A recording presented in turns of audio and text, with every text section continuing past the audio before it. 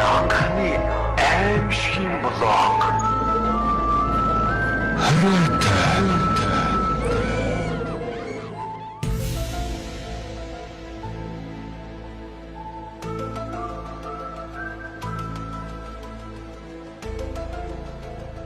Зохиолч Түр Бурмын шөнийн аялал хэмээх өгүүлбэрийг та бүгддээ хоёр хэсэг болгон хүргэе. Нэгдүгээр хэсэг. Газар дэлхийд шөнийн харанхуй бууж, сарчгүй харанхуй шөнө болжээ.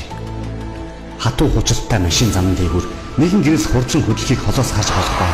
Тэр гэрэл нь замаар хурдлан давхих машины гэрэл ажээ. Эргэн тойронд нь юу ч үзэгдэхгүй. Зөвхөн гэрэл тусах урд зам гүн харанхуйгаас өөрийг олж эсвүцэн.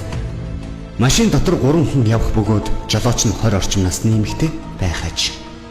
Тэрээр тайрмал үстэй, нүдний шилтэй ба шөнийн харанхуйд жолоо барьж яваа учир ихэд ядарсан шинжтэй нүд нь амилтна. Тэрний хажууд шилэт малгайтай өндөр туранхай залуу эрүүгээ илэн урд замаа жолооч адил ширтэн суув. Харин хойд талын суудал дээр өдөржин унтаж ханаад саяхан босч ирээд байгаа хурдан хөдөлгөөнтэй нэгэн залуу ийш тийш ширтэнгээ олон үг ярьж байн урд сууд руу орж ирэх шахан толгоогоо чихэж янз бүрийн үг яриа өдөж явах аж. Тэрний үг ярианд нойрмоглон явах жолооч сэргэж тэрнээс дутахгүй хэлбэг ярьж хийхэллээ. Замын хажууд яран харагдах мод хад чулуунууд нэглэвгүй бөгөөд цаанаар нэг амьгүй гэж бодоход амьтай ч юм шиг санагдан дотор хүйт оргуулсан үзэгдэнэ. Зарим нь бүр хүн амьтны дүрстэй ч юм шиг. Тэгээд тэр нь хөдлөж байх шиг. Тэдний дунд ямар нэгэн амьтан нуугдаад хараад байх шиг. Гэвч шүн гэдэг үл мэдэг нууцлаг бөгөөд өөрийн гисэн айцыг үргэлж бэлдэж байгаа мэт далд битүүлэг мөн чимээ амиргүй сонин юм шүү. Тэд зам дээгүүр давхин өнгөрсөөр тэртээд гэрэл харагдахыг олж үзлээ. Урд талын суудалд сууж байсан залуу жолоочд хандан. Алуна.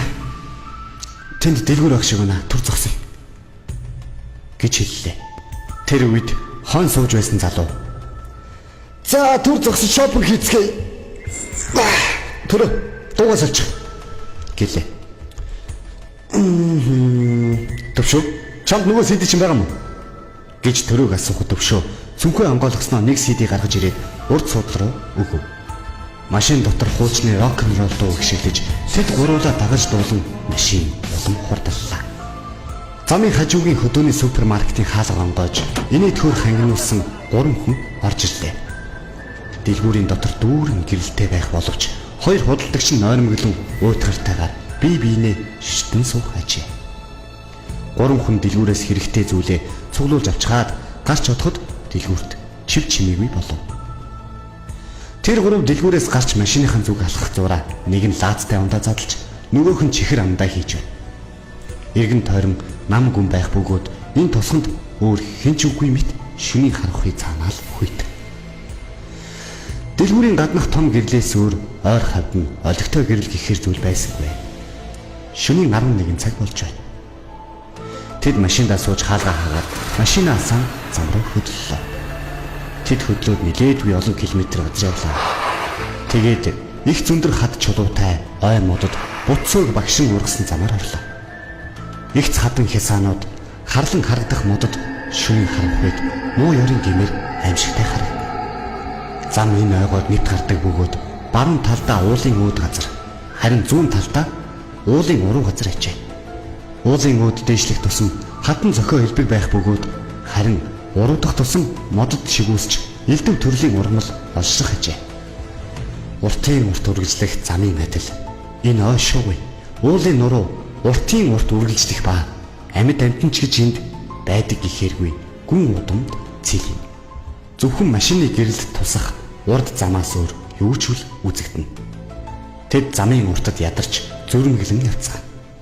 Гэтэл төвшөө цүнхнээсээ гарч хідэн гаргангаа. Халуна түр зогсоох гэдэг гэж хэллээ. Жолооны ард золтой л унтчаагүй байсан халуна замын хажууд машинаа зогсоогоод хоёр гараа өргөн чилээгийн гаргав. Тэд гуруула машинаасаа буухад төвшөө чийдэнгийн асаасаар замын зүүн тийш уруудан морь харахаар айж ухан алхлав. Харин төрөө замын баруун тийш уулын орой ширтэн шөнийн сэрүүнд үл мэдэг чичрэн зогсно.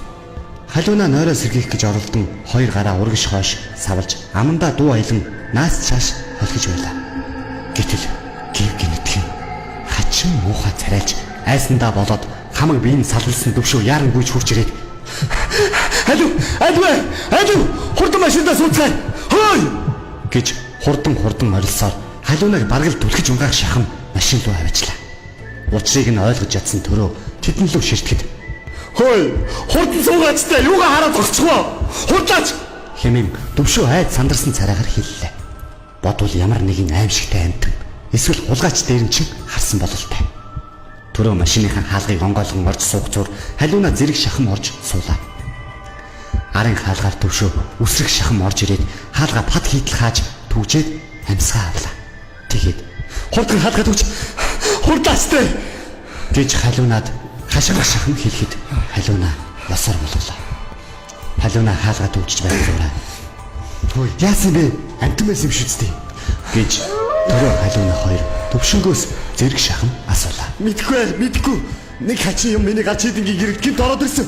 Чи тэгээд сайн хараагүй мүү? Зүгээр мод ч юм уу? Чулуу байсан байлгүй тий. Үгүй. Тэр дор хөдлөөд гүгээд байх юм би харсан. Хол байсан болохоор би сайн хараагүй л дээ. Тэгтээ би амлж байна. Тэд ямар нэг юм байлээ. Яа ингэж хэлэхдээ зэрэгцэн халиунагийн цонхон дээр ямар нэгэн амтан эсвэл өөр юу ч юм нэгэн зүйл гүйн ирж мөрөглөө. Тэгснээ хачин муухай дуугаар хашаа. Өөлх нь алин ч мэддэхгүй чангаар дуулаа. Бүгд цочин сэрт хийж чангаар хашгирлаа.